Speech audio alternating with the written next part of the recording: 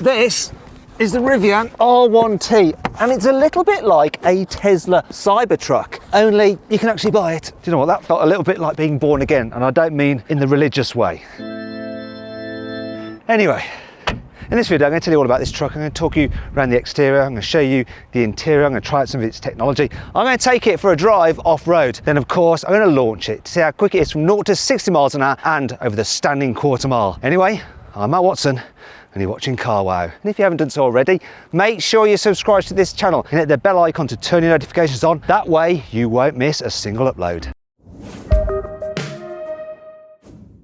Let's start this video by talking about the design of the Rivian R1T. So the outline is very much like a normal pickup, but it's got some modern elements like this huge light bar across the back. Being an electric vehicle, obviously it doesn't have exhaust pipes, though these design bits here do look a bit exhausty. I don't know why they've done that, but there we go. So moving down the side, wheel sizes actually start at 21 inches. These are the optional 20 inches because they're the off-road wheels, and that's why we've got the off-road knobbly tyres there. Moving down the sides, very pick-up-y. They look flush door handles, and I'll just open them with this rather cool key. Look, it's a carabiner. You can put it on your belt buckle like that, you see. Anyhow, let me just open the door. Look, flush door handles. Lovely. Down the side, we've got the Rivian logo there. Just a normal pickup from the side, really, isn't it? Apart from the rather cool brakes. Look at that. Very sporty looking yellow brake calipers, which go with this cool yellow paint. Here at the front though, it's looking really modern again, isn't it? Look at that huge light bar. I love the design at the front of this car and the way they have the main headlight elements here. It's so good look in the front. This one has the upgraded off-road pack. Then you get like some extra tough ruggedness, and look, these tow hooks there as well. This is the Rivian logo there, and you actually see it used in lots of different places throughout the truck. For instance, there on the lights and on the pillar between the front and rear doors. Another thing I want to show you is this. Look, when you lock the truck, hear that? So funny, it tweets like a bird. Now the starting price of this truck is $67,500, which works out to about 51,000 British pounds. This is the launch edition, so it has some extra bits and pieces on it as standard, and it starts from $73,000. I've got to say, I love the interior design of this Rivian. It doesn't feel like a truck at all. It feels like an expensive car. Now, it may look like leather, this, and it feels like it, but it's not. It's vegan friendly, as is the steering wheel, though it doesn't feel like leather so much, which is a bit of a shame. Roof lining is made out of recycled materials, but it doesn't feel in any way recycled. And then this open pore wood that you can get. It reminds me of another EV. Now, to find out what that EV is and to see an amazing deal you can actually get on it, click on the pop-out banner up there or follow the link in the description below. Big shout out to the seats as well. These seats look cool. They're really comfy. They feel expensive, and obviously you've got full electrical adjustment. And it is easy to get an ideal driving position in this car, though. To set the steering wheel, you do have to go into the screen and then adjust the steering wheel using these buttons here like that. So come on, there we go. Yeah, just like in a Tesla. So they try to reduce the amount of clutter and buttons, so a lot of things are just controlled through here and then the buttons on the steering wheel. Once you set the car up, it's not such a problem, but it is a bit of a faff when you first get into the car. Speaking of the infotainment system, really nice big digital display. You go through the different menus like that, and with the climate control, you actually control the air vents by sliding the angles around like that on the screen. Touch sensitive buttons rather than physical buttons, so they're a bit harder to press when you're driving, but it's not too much of a faff. You've got good mapping there like that, and obviously you can plug in your destination. It'll work out your charging points as well, so you always get to your destination with some charge, and you can just switch through different menus like that. I like it. One of the good things about this compared to, say, a Tesla Model 3 is that you also have a digital driver's display, so you do see your speed in front of you. You can't really change what you see on there, but it doesn't matter. There's enough information for all that you really need. Another thing that I like about this car is the storage. So underneath here, look, you have a big storage bin, and then here you have a wireless charging pad for your mobile phone. So even if you've got a big silly semi-tablet phone like me, there's plenty of space for it, and you can even put that in there if you want to. Here you have some big cup holders. There is no glove box though, but you do have a big storage area there where you can put a bag, and the door bins, look, got a big bottle in the door bins there. I like the way that they're like folder style, like on the back of an airplane seat. They feel expensive, as do the door handles, which are, well, they seem like they're solid metal. Don't know if they are. You've also got aluminium pedals. The floor mats Even though they're rubberized, they're like hard wearing, they feel expensive as well. No, look, there's your Rivian logo. Told you there's loads of Rivian logos. In fact, look here on the charge pad, there's little Rivian logos as well. It's all very nice, all very well thought out. I mean, even this, look, you got a nice big mirror there with 2 diffuse lights so you can look at yourself. Feel very smug about the fact you're driving a pickup truck, which is environmentally friendly. And no animals were killed in the production of the interior either. Here in the back seats, the quality theme continues, and there's plenty of knee room. Headroom is good as well. People over 6 foot will be fine back here. We've also got this lovely big glass roof which lets light in, and because you've got a flat floor, because obviously all the batteries are underneath the floor, there's plenty of foot space, so if you need to carry 3 at once, there's room for everybody's feet. Now what sometimes happens in electric cars is because of those batteries underneath the seats seem quite low, but not in this, so it's nice and comfortable. Also look there, you've got your Isofix anchor points for fitting baby seats. You've also got some posh, look at this with the buckles, the folds on the back of the seats. You've got a coat hook there, you've got USB-Cs there, you've got your climate control there with more USB-Cs there, and you probably can't see it, but there is a normal 3-pin socket there as well. Now check this out, right, look underneath here we have some extra storage and a subwoofer for the stereo system, and that's a bit annoying having to pull down the armrest like that, and the fact that you've got exposed cup holders so you do put your wrists in them, but you have some extra storage there. And look at this, through this flap is access to the place from which I was born at the beginning of the video. So one of the really unique features on this truck is what they call the gear tunnel. I mean, look at that, I'll just run round and show you. It is really large. See? Hello, you're right. It's huge, isn't it? And the tunnel. Being a pickup, you've got an absolutely massive load bed. So the total capacity is 1,925 litres. And look, underneath here, you have some more literage. We do have a full-size spare, but this actual well is about 200 litres, and you can fill it full of ice to put like drinks in there, and there's a drain plug in there, so when it all melts you can just let it all out. Obviously it's a long bed as well, look at this, and it can take quite some weight. So the payload, what you can carry in there, 800 kilos. It's not the biggest compared to internal combustion engine trucks, but it's still pretty blooming good. So is the towing capacity. This thing can tow 5,000 kilos. Now I want to show you something else. Just in here, there's a little insert there where you can put a special cable, so you can like attach it to whatever you're carrying in the back, such as a bike, a motorbike, a quad or something, and it's linked to the car's security system. So it has something similar to Tesla, like the Sentry system, which has cameras which records if someone like gets near to the vehicle or tries to fiddle with it. And with the gear guard wrapped through your motorbike or whatever, if someone tries to pull on it, it senses the pressure, and it'll actually alert you on your mobile phone so you can see what's going on.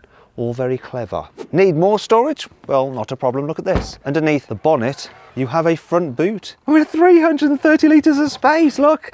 Keep all your cables and stuff under there. And look, here's the special gear guard cable that I was talking about, that you plug in at the back to secure whatever vehicle or bike you're carrying.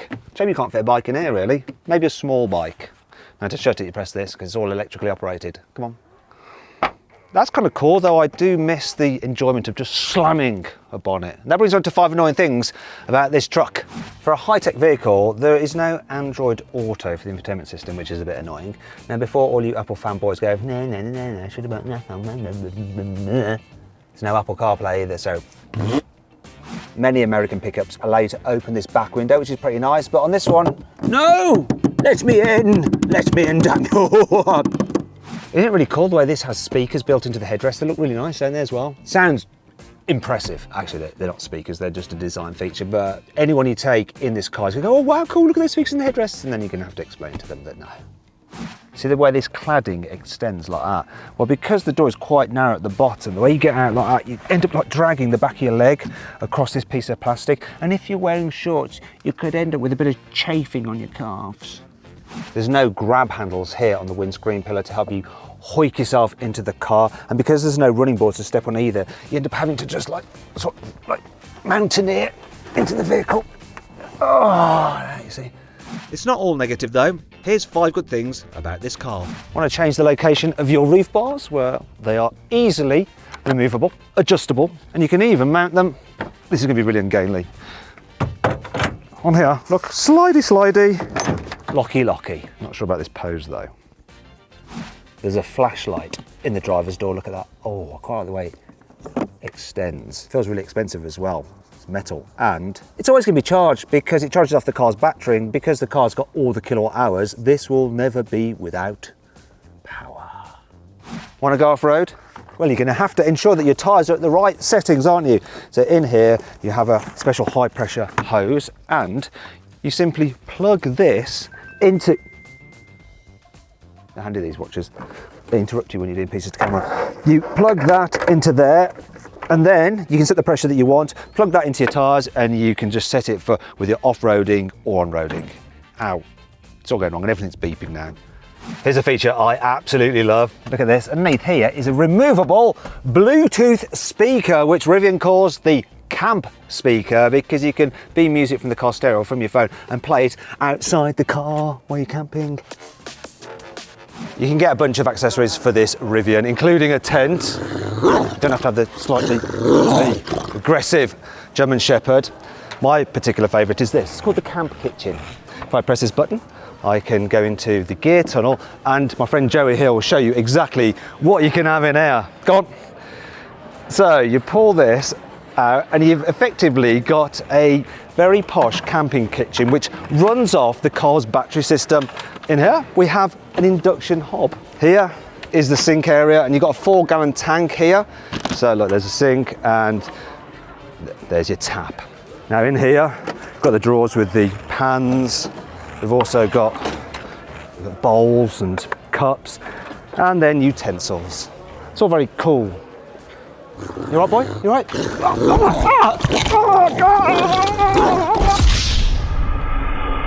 This Rivian has 4 electric motors, 1 controlling each wheel. Combined, they put out 800 horsepower, 900 newton meters of torque. You have a 135 kilowatt hour battery pack, which will give you a range of 314 miles. There will be a bigger battery coming out later on, which will give you a range of around 400 miles. Now to charge it, you just press this button like that, and that opens up really cool. Now if you charge it on a fast DC charger, you can charge at a rate of around 200 kilowatts. That means you can charge from 0 to about 140 miles in just 20 minutes. Now obviously with such a big battery pack on board, this thing is quite heavy. It weighs over 3,100 kilos. How does that affect the braking? Let's find out. I'm going to see how quick it can stop from 100 miles an hour and from 60 miles an hour. Let's do it. Yeah, you can get up to 60 miles an hour pretty quickly. More than that in a bit because I'm going to be launching it. Let's get to 100 miles an hour. Here we go, full emergency stop now.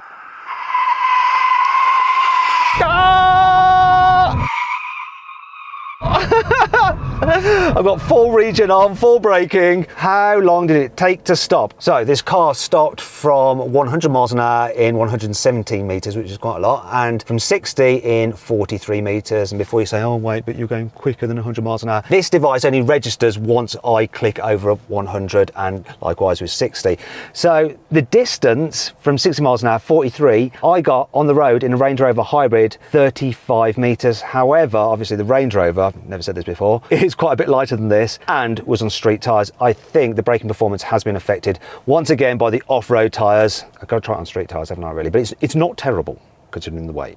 And now I'm going to drive it over a selection of bumps and ruts to check out the chassis articulation. So we've got fully independent suspension, obviously air suspension, hence it was able to increase its ride height. And we'll see what it's like at driving over these bits. I mean, this is easy.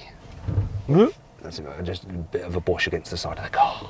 I mean, that's not that extreme. This car could have done more than that. Probably looked about as spectacular as it felt. That was just too easy. What I'm going to do now is move the suspension into softer. Oh yeah, notice that. I want to press that rally button. In fact, I want to press the drift button, which gives you a sporty throttle response and handling, but it also disengages the stability control so you can slide it about on the dirt, but I'm not really supposed to do that today. Okay, so we've got some ruts here. Once again, this is just going to walk this, no problem at all. And constant traction. Because you've got a motor controlling each wheel, there's no messing around with differentials. You don't have to fanny about with stability control, trying to like make up for the fact that you're losing traction from one wheel and prevent a wheel spinning away. The motor will control each wheel as it needs to. When you think about it, like electric power is just so good for off-roading, especially as well. There's no gearbox and you can control everything using your right foot. I have not touched the brakes at all. You just got total control over the vehicle. It really does make a lot of sense. The only downside, I guess, is the weight, because the lighter your vehicle is, generally it does help you with off-roading. It feels very stiff actually, the chassis.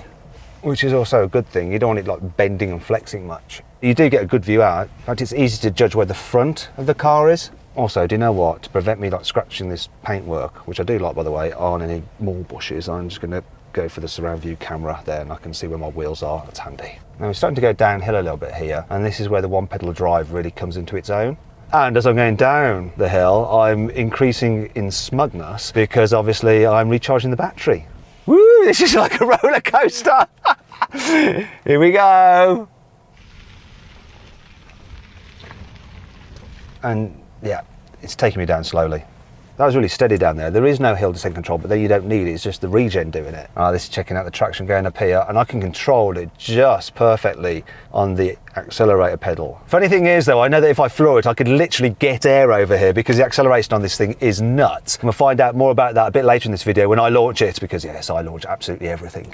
One thing I've noticed is that I haven't felt the wheels slip at all. I have got knobbly tyres on this, but that's another thing about electric vehicles. They're so good at just managing the power so that they're always maintaining traction. So this obstacle here will just test the approach angle, the departure angle and the breakover angle. And if you like numbers, the approach angle on this car is 34 degrees, departure angle is 29 degrees and the breakover 26 degrees. And I'm going to test the approach now. Oh yeah, it's fine. You can go up steeper than that. And the breakover, obviously with pickups, they can be a little bit long, so they are affected a little bit in terms of the breakover, but a 26 breakover is actually fairly decent. Right. That's pretty much the off-road course dealt with. Wasn't exactly hardcore, like to try this in something a little bit tougher, but sections were a little bit rutted and it just dealt with a piece of cake. Finally then, I'm going to launch the Rivian. So it's supposed to do 0 to 60 in 3 seconds flat, but will it? I'm going to find out. I've got my specialist timing gear up here, and seeing as I'm on a runway, I'm going to keep on going for the quarter mile. Anyway, all I'm going to do is just floor the throttle, see what happens. 3, 2, 1, go. Oh, you can hear the tyres scrabbling away. 0 to 16, 3.87. I am on off-road tyres, so street tyres would be quicker. Let's keep going for the quarter mile. What we got? 12.51. Okay, so I think in the interest of fairness and science, I need to do a run in the opposite direction, and that has nothing to do with the fact that that was a lot of fun and I just want to do it again, right? Promise. This time I'm going to launch, but I'm not just going to floor the accelerator. I'm going to hold it on the brake, floor the accelerator, and then release the brake, because then you have a sort of launch control, even though it doesn't actually say launch control anywhere on the dash. But let's see what happens this time. So floor the accelerator, I'm going to release the brake now. Felt the same. Here we go. 3.66, so it was slightly quicker. Let's keep on going. Quarter mile. 12.14. You know, that's similar speed to an Audi RS5, you know. And this is a lot heavier than an Audi RS5. Like normal road speeds, when you put your foot down, it just takes off. What you do notice is that at higher speeds, the power starts to tail off, but you're not really going to be experiencing that on the road unless you're in Germany and on the Autobahn. It's a quick truck. Now, one of the reasons I might be a little bit off that 0 to 60 time that Rivian claim is that they use foot rollout when they're measuring the 0 to 60 time, whereas I don't. I just do it straight from a standstill because that just seems the proper way to do it, really. I know Tesla did the same thing with the foot rollout. Better numbers, I guess. You know, the Americans, they're good at marketing, aren't they?